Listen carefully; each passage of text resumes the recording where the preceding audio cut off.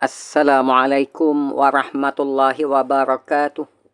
Alhamdulillahilladzi arsala rasulahu bil huda wa dinil haqq liyuzhirahu 'alad dini kullihi walau karihal kafirun. Wa asyhadu an la ilaha illallah wahdahu la syarikalah wa asyhadu anna Muhammadan 'abduhu wa rasuluh wa ba'd. Ini adalah sesi perkongsian audiobook bagi bacaan buku hadis maudhu' ataupun hadis palsu, sejarah dan cara-cara mengenalinya daripada portal rasmi Jabatan Kemajuan Islam Malaysia JAKIM.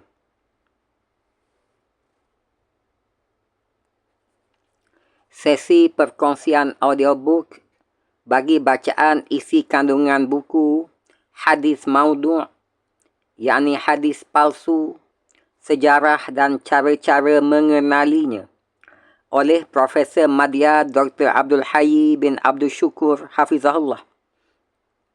Disediakan oleh Bahagian Penyelidikan Jabatan Kemajuan Islam Malaysia JAKIM. Diterbitkan oleh Jabatan Kemajuan Islam Malaysia JAKIM. Hak Cipta Terpelihara Jabatan Kemajuan Islam Malaysia JAKIM, http www.islam.government.my. Cetakan pertama tahun 2008, cetakan kedua tahun 2015. Kata-kata aluan Sahibus Samahah, Mufti Wilayah Persekutuan. Assalamualaikum warahmatullahi wabarakatuh. Alhamdulillah, saya bersyukur kehadrat Allah Subhanahu wa taala yang telah memberi hidayah dan inayah serta keizinannya. Maka usaha untuk menerbitkan risalah kecil mengenai hadis maudhu', yakni hadis palsu, dan cara mengenalinya telah berjaya terlaksana. Saya bagi pihak pejabat Mufti Wilayah Persekutuan mengambil kesempatan ini untuk merakamkan setinggi-tinggi penghargaan dan terima kasih kepada Profesor Madya Dr. Abdul Hayy bin Abdul Syukur yang telah berusaha bersungguh-sungguh menulis tajuk ini. Semoga usaha beliau ini akan diberkati dan mendapat ganjaran daripada Allah Subhanahu wa taala. Kepada masyarakat Islam di wilayah persekutuan khasnya dan di Malaysia amnya, saya berharap dapat menggunakan risalah kecil ini sebagai asas panduan bagi mengenali ciri-ciri hadis maudhu', yakni hadis palsu, yang sejak dahulu hingga sekarang banyak tersebar dalam masyarakat kita dan setengahnya telah menjadi pegangan mereka. Justru dengan penerbitan risalah kecil ini akan mengubah dan membetulkan keadaan serta membersihkan masyarakat daripada hadis-hadis yang direka secara dusta dan disandarkan kepada Rasulullah SAW bagi menyesatkan umat manusia. Akhirnya, sama-samalah kita berdoa semoga Allah Subhanahu wa taala memberkati segala usaha kita ini, insya-Allah. Profesor Madya Dr. Muhammad Yusuf bin Husain, Mufti Wilayah Persekutuan Jabatan Perdana Menteri.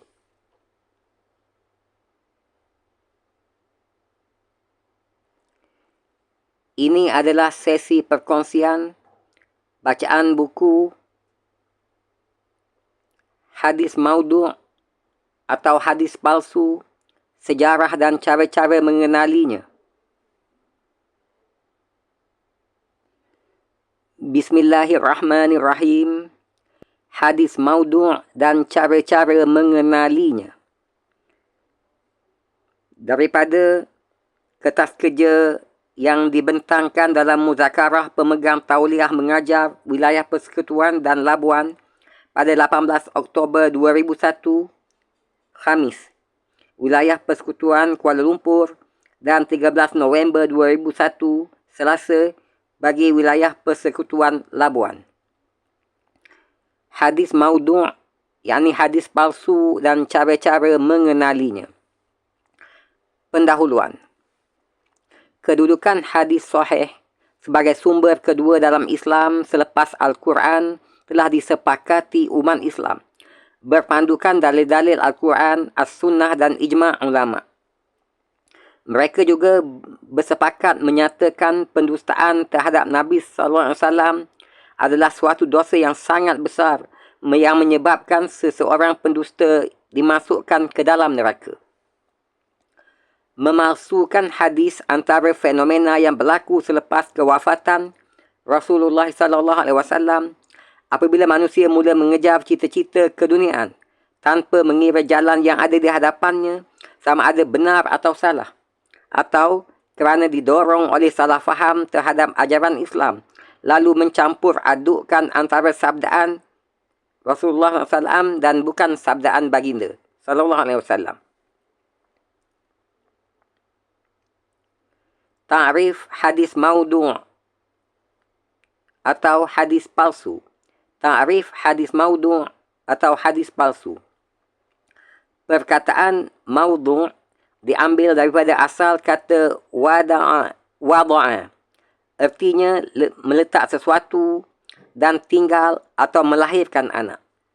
Menurut istilah ulama hadis, maudhu' artinya hadis yang dibuat, direka-reka secara dusta terhadap Rasulullah sallallahu alaihi wasallam. Hubungan antara dua makna bahasa dan istilah ini erat sekali, kerana maudhu' dari segi bahasa membawa makna jatuh dan hilang sesuatu daripada perkiraan. Sedang makna istilahnya pula adalah mengada-ngadakan sesuatu yang tidak ada sebelumnya. Hadis yang dimaudhu'kan atau dipalsukan itu terbahagi kepada dua bahagian. Pertama, memalsu atau mereka-reka sendiri sesuatu ucapan, kemudian memperakukannya sebagai sabdaan ataupun ucapan baginda Nabi sallallahu alaihi wasallam. Kedua, memalsukan sesuatu ucapan yang bukan ucapan Nabi sallallahu alaihi wasallam, seperti contohnya ucapan sahabat, tabi'in, hukama, sufi atau lain-lainnya, atau diriwayatnya daripada sumber Israiliyat, kemudian menghubungkannya kepada Nabi SAW bagi mendapatkan kepercayaan masyarakat. Antara contoh ucapan sahabat yang dihubungkan ataupun disandarkan kepada Nabi SAW sebagai hadis ialah Uhbib habibaka hauna ma'asa an yakuna baghidaka yauman ma wa abghid baghidaka hauna ma'asa an yakuna habibaka yauman ma. Rujuk nota kaki nombor 2. Ucapan ini dikesan sebagai ucapan Sayyidina Ali ibni Abi Talib radhiyallahu anhu, bukannya sabdaan baginda Nabi sallallahu alaihi wasallam. Ada juga kalam ataupun ucapan tabi'in yang dihubungkan kepada Nabi sallallahu alaihi wasallam, yang disandarkan kepada Nabi sallallahu alaihi wasallam. Misalnya, hubbud dunya ra'su kulli khati'ah. Rujuk nota kaki nombor 3. Kalam ini sebenarnya ucapan Malik ibn Dinar yang artinya cintakan dunia adalah kepala ataupun punca segala dosa. Ada pula kalam hukama, ahli bijak pandai, yang didakwa sebagai hadis Nabi SAW, yang disandarkan kepada Nabi SAW. Misalnya, Al-Ma'idatu baitu ad-da'i Al-Ma'idatu baitu da'i wal himyatu ra'su kulli dawa'in. Rujuk nota kaki nombor 4. yang artinya perut adalah rumah penyakit. Manakala berpantang adalah ubat yang sangat mujarab. Kalam ataupun ucapan ini dikesani sebagai ucapan Al-Harith ibnu Kaladah, yakni seorang tabib ataupun doktor Arab. Ada pula kalam ahli tasawuf yang didakwa sebagai hadis, seperti mana berikut. Man arafa nafsahu faqad arafa rabbahu. Rujuk nota kaki nombor 5. Yang artinya, sesiapa yang mengenal dirinya, maka ia mengenal Tuhannya. Kalam ataupun ucapan ini bukanlah sabdaan Nabi SAW kerana tidak diketahui ada jalan sanadnya, sama ada sahih ataupun dhaif. Sesetengah ulama' menyatakan ia adalah ucapan Abu Sa'id Al-Kharraz. Ada pula yang mengatakan ucapan Yahya ibnu Mu'az Ar-Razi. Selanjutnya, ada pula kalam yang bersumber daripada Israiliyat. Cerita-cerita yang berlegar di kalangan Bani Israel, yang kemudiannya didakwa sebagai hadis, yakni disandarkan kepada Rasulullah SAW. Seperti contohnya, ma wasi'ani samai wala ardi walakin wasi'ani qalbu abdi al-mu'min. Rujuk nota kaki nombor 6. Yang artinya, aku tidak menembusi pada langit dan bumiku, tetapi menelusi hati hambaku yang mukmin. Menurut Ibnu Taimiyah rahimahullah, kalam ini bersumber daripada Israiliyat, tiada asalnya daripada Nabi SAW.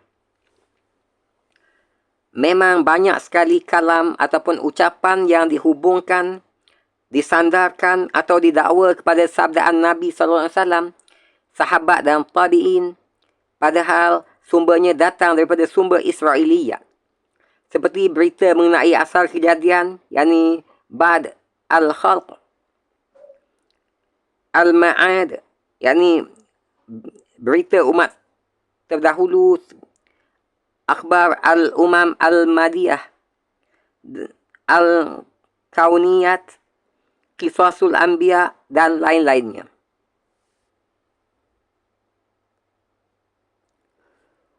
Hukum meriwayatkan hadis maudhu' atau hadis palsu. Hukum meriwayatkan hadis maudhu' atau hadis palsu. Ulama hadis, sama ada dari kalangan salaf maupun khalaf, sepakat menyatakan tidak dibolehkan meriwayatkan hadis maudhu' dalam apa jua bab, bidang dan tajuk, sama ada yang berkaitan hukum halal atau haram, fadailul a'mal, yakni kelebihan-kelebihan amal, taghrib dan tarhib, maupun kisah dan sejarah, kecuali dengan suatu pertanyaan bahawa riwayat itu maudhu' dan rekaan semata-mata. Rujuk nota kaki nombor 7, As-Suyuti dalam Tadrib Ar-Rawi muka surat 98. Muqaddimah Ibnu Salah muka surat 109. Banyak hadis memberi amaran keras terhadap pendusta yang memalsukan hadis, kemudian mendakwanya sebagai sabdaan Nabi SAW. Justru itu, para sahabat sangat takut apabila meriwayatkan sesebuah hadis kerana khawatir terjerumus ke dalam amaran itu. Dalam riwayat Bukhari dan Muslim, daripada Ali radhiyallahu anhu, bahawa Nabi SAW bersabda, "La takzibu alayya, fa innahu man yakzib alayya yalijin nar. Janganlah kamu berdusta terhadapku. Sesungguhnya, sesiapa yang berdusta terhadapku, maka sedialah kemasukannya ke neraka.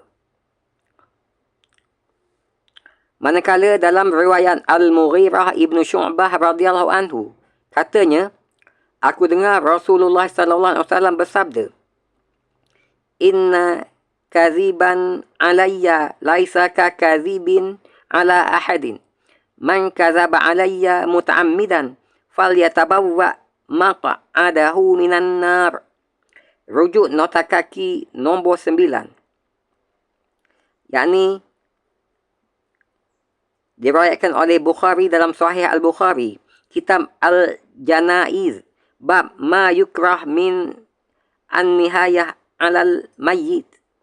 Lihat juga Fathul Bari jilid 3 muka surat 160. Dan diriwayatkan juga oleh Muslim dalam Al-Muqaddimah jilid 1 halaman 9 hingga 10. Dalam riwayat Al-Mughirah Ibn Syu'bah radhiyallahu anhu, katanya, aku dengar Rasulullah sallallahu alaihi wasallam bersabda, Inna kaziban alayya laisa ka kazibin ala ahadin. Man kazaba alayya muta'ammidan falyatabawwa maq'adahu minan nar. Yang artinya, sesungguhnya pendustaan terhadapku tidak sama seperti pendustaan terhadap orang lain. Sesiapa berdusta terhadapku dengan sengaja, maka sediakanlah tempatnya dalam neraka. Manakala dalam riwayat Samurah Ibn Jundab radhiyallahu anhu, rujuk nota kaki nombor 10, yakni dalam Sahih Muslim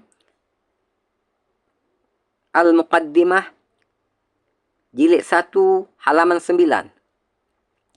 Dalam riwayat Samurah Ibn Jundub radhiyallahu anhu, katanya, sabda Nabi sallallahu alaihi wasallam, Man haddasa anni bihadithin yura annahu kazib, fahuwa ahadul kazibin. Yang artinya, sesiapa meriwayatkan daripadaku hadis, sedangkan ia tahu hadis itu dusta, maka ia termasuk salah seorang pendusta. Sesiapa yang meriwayatkan daripadaku hadis, sedang ia tahu hadis itu dusta, maka ia termasuk salah seorang pendusta. Menurut Imam Nawawi, rujuk nota kaki nombor 11, bagi mereka yang tahu atau pada sangkaannya sesebuah hadis itu maudhu', yakni palsu, maka haram ia meriwayatkannya. Sesiapa yang meriwayatkannya, sedang ia tahu atau mengikut berat sangkanya hadis itu maudhu', yakni palsu, tanpa menyatakan keadaannya yang sebenar, yakni tanpa menyatakan kepalsuannya, maka ia termasuk dalam golongan yang diberi amaran oleh hadis ini. Kerana sabdaan baginda Nabi sallallahu alaihi wasallam dalam Syarah Sahih Muslim jilid 1 halaman 71, Man haddasa anni bihadithin yura annahu kazib, fahuwa ahadul kazibin. Iaitu, sesiapa meriwayatkan daripadaku hadis, sedang ia tahu hadis itu dusta, maka ia termasuk salah seorang pendusta. Tidak ada bezanya antara hadis yang dipalsukan pada perkara yang berkaitan hukum dan bukan hukum. Semuanya haram dan termasuk antara dosa yang terbesar dan terkeji. Ulama dan pemikir Islam sepakat menyatakan bahawa dusta adalah suatu amalan keji dan buruk, biar di mana dan terhadap sesiapa pun. Apalagi jika pendustaan itu adalah terhadap Rasulullah sallallahu alaihi wasallam yang seluruh sabdaannya menjadi hujah dan sandaran dalam agama ini. Qadi Iyad ketika mengulas hadis yang memberi amaran terhadap pemalsu-pemalsu hadis, berkata, mengapa pemalsu hadis tidak wajar masuk di bawah amaran hadis itu, sedangkan ucapannya dusta? Dan mengapa ia tidak boleh diberi amaran neraka, sedangkan ia wajar dihukum sebegitu? Rujuk nota kaki nombor 13. Imam As-Suyuti menyatakan, ulama hadis sepakat memutuskan tidak harus, yakni tidak boleh meriwayatkan hadis maudhu', hadis palsu, pada apa jua tajuk dan bidang, kecuali dengan menyatakan, mendedahkan kedudukannya sebagai maudhu', sebagai palsu. Lain halnya dengan hadis dhaif, yang harus, yakni dibolehkan diriwayatkan dalam bidang-bidang yang tidak berkaitan aqaid dan ahkam, yang tidak berkaitan dengan akidah dan hukum hakam. Justru kerasnya amaran Nabi SAW terhadap pemalsu hadis, Khulafa ar-Rashidin sangat-sangat berhati-hati apabila menerima sesebuah riwayat. Abu Bakar dan Umar radhiyallahu anhum sebagai contoh meminta ditunjukkan dua saksi apabila sesuatu riwayat dikemukakan kepadanya. Ali ibnu Abu Talib radhiyallahu anhu meminta supaya diadakan sumpah atas kesahihan sesebuah hadis yang disampaikan. Abdullah ibnu Mas'ud radhiyallahu anhu apabila meriwayatkan sesebuah hadis, gemetar badan dan berpeluh. Kedua matanya mengalir air mata kerana khawatir ada bahagian-bahagiannya yang tertambah atau terlupa disebut. Hinggalah seterusnya zaman tabi'in yang mengikut jejak sahabat radhiyallahu anhum apabila memanjangkan sesuatu riwayat seperti Sa'id ibnu al-Musayyab, Urah ibnu az-Zubair, Ali ibni al-Husain dan lain-lainnya. Rujuk nota kaki nombor 15. Seterusnya, sikap seumpama itu juga dituruti oleh generasi tabi'in sesudahnya seperti Malik ibnu Anas, Syu'bah ibnu al-Hajjaj,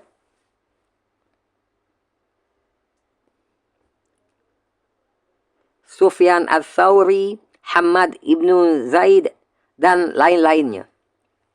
Jika ada apa-apa yang mereka kaburi, mereka segera bertanya sahabat yang sebelum mereka bagi memastikan kebenaran sesebuah riwayat. Faktor-faktor pemalsuan hadis. Faktor-faktor pemalsuan hadis.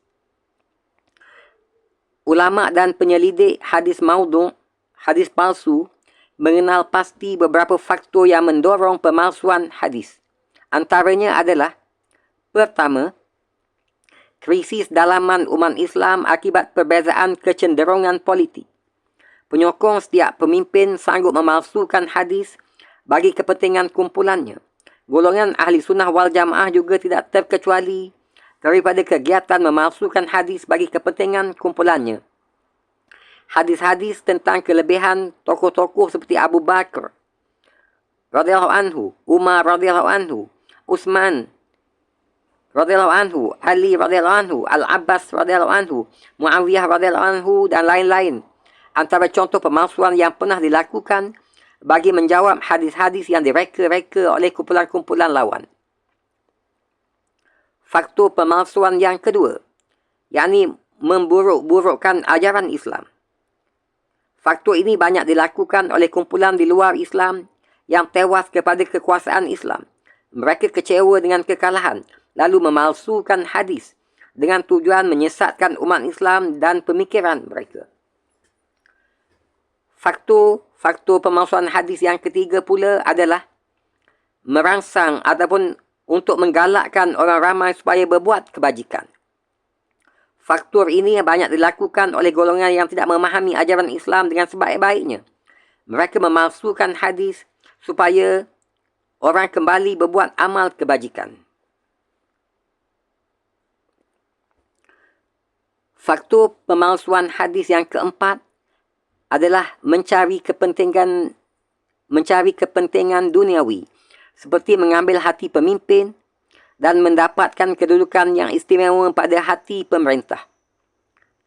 Dan faktor pemalsuan hadis yang kelima, iaitu memalsukan hadis kerana faktor-faktor peribadi yang tidak boleh dielakkan, seperti kerana cacat penglihatan dan sebagainya.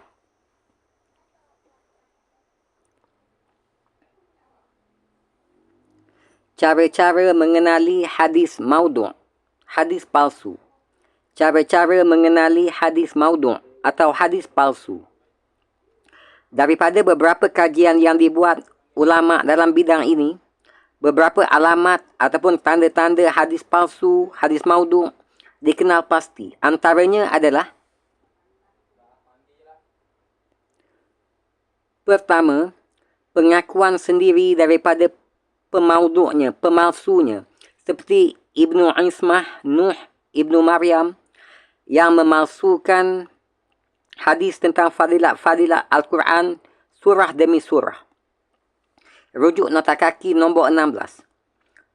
Nuruddin Itr, Manhaj Al-Naqd, muka surat 310. Bagaimanapun ada hadis-hadis yang mengesahkan surah-surah tertentu seperti Al-Fatihah, Al-Baqarah, Ali Imran, Yasin, Ad-Dukhan dan lain-lainnya. Lihat As-Suyuti, Al-Itqan fi Ulum Al-Quran, jilid 2, muka surat 153 hingga 155.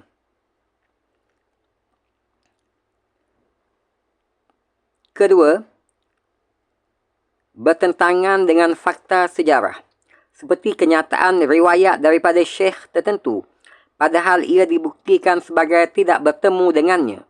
Sebagai contoh, hadis palsu berikut: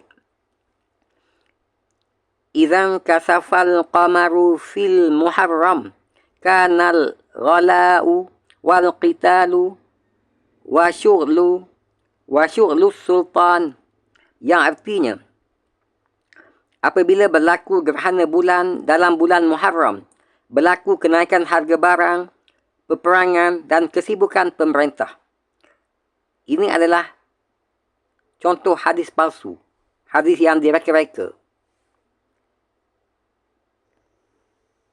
Alamat ataupun tanda-tanda hadis palsu yang ketiga, iaitu rendah bahasa penggunaannya, seperti menjanjikan pahala yang sangat besar pada amalan yang terlalu kecil. Antara contohnya, orang zanji apabila kenyang berzina dan apabila lapar mencuri. Ini adalah contoh hadis palsu.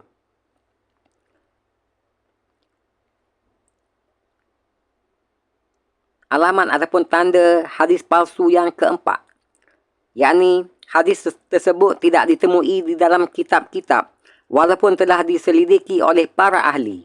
Sebagai contoh, hadis berikut, yang artinya 3 perkara menambahkan kekuatan penglihatan, iaitu mengolah warna hijau, air mengalir dan muka yang cantik. Tanda ataupun alamat hadis palsu yang kelima, hadis tersebut bertentangan dengan akal dan kenyataan. Sebagai contoh, ahdiru mawaidakumul baqla fa'innahu matradatan lisyaitan, yang artinya, bawalah sayur dalam hidangan kamu kerana ia menjauhkan syaitan. Ini adalah hadis palsu. Di antaranya lagi, takhattamu bil aqiq fa'innahu yurasul ghina, yang artinya, pakailah cincin permata akik kerana ia mempusakai kekayaan. Ini juga adalah hadis palsu. Selanjutnya, tanda ataupun alamat hadis palsu yang keenam, hadis tersebut bertentangan dengan keterangan Al-Quran dan dalil-dalil yang mutawatir, seperti hadis berkenaan dengan umur dunia 7,000 tahun dan kini dalam 1000 yang ke-7 dan sebagainya. Selanjutnya, tanda ataupun alamat hadis palsu yang ke-7, Hadis tersebut mempunyai keterangan yang lucu dan mentertawakan. Seperti hadis palsu berikut. Inna lillahi malakan min hijaratin yuqalu lahu umarah yanzilu kulla yaumin ala himarin min hijaratin fayusa'irul as'ar summa ya'ruj. Yang artinya, sesungguhnya Allah mempunyai malaikat daripada batu bernama Umarah. Pada setiap hari ia turun di atas keledai batu. Lalu ia meletakkan harga barang-barang. Kemudian naik semula. Ini adalah antara contoh hadis palsu. Selanjutnya, rujukan hadis maudhu' ataupun hadis palsu. Rujukan hadis maudhu' atau hadis palsu. Dalam perpustakaan Islam, ulama telah mengumpulkan bahan-bahan rujukan dalam bidang ini. Antaranya, pertama, kitab Tazkiratul Maudhu'at karangan Abu Al-Fadl Muhammad Ibn Tahir Al-Maqdisi antara tahun 448 Hijriah hingga 507 Hijriah. Susunan hadisnya mengikut huruf abjad. Nama-nama imam dan pengkritik hadis juga disebut bersama. Kedua, kitab Al-Ali Al-Masnu'ah fi Al-Hadis Al-Mawdu'ah karangan Al-Hafiz Jalaluddin As-Suyuti, hidup antara 849 Hijriah hingga 911 Hijriah. Hadis-hadisnya disusun mengikut tajuk-tajuk fiqh. Nama-nama pemaudhu', yakni pemalsu, dan ulasan ulama'nya juga dikemukakan bersama. Ketiga, kitab Tanzih Asy-Syari'ah Al-Marfu'ah an Akhbar Asy-Syani'ah Al-Mawdu'ah karangan Abul Hasan Ali ibnu Muhammad ibnu Arraq tahun 963 Hijriah. Kitab ini disusun di dalam 2 jilid tebal. Keempat, kitab Al-Asrar Al-Marfu'ah fi Al-Akhbar Al-Mawdu'ah karangan Ali Al-Qari, tahqiq oleh Muhammad As-Sabbagh, diterbitkan pada tahun 1391 Hijriah bersamaan 1971 Masihi.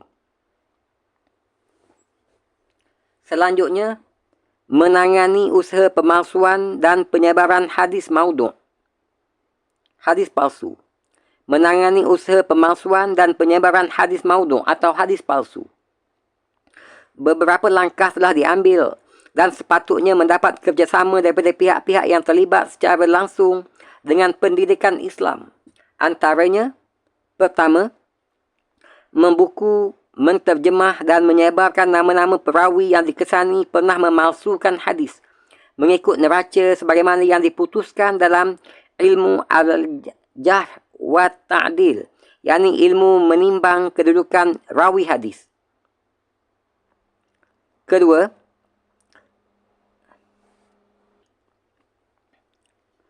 membukukan, menterjemah dan menyebarkan hadis-hadis maudhu', yakni hadis-hadis palsu, dengan tujuan mengingatkan umat Islam daripada bahaya yang diakibatkan daripada niat buruk pemalsunya.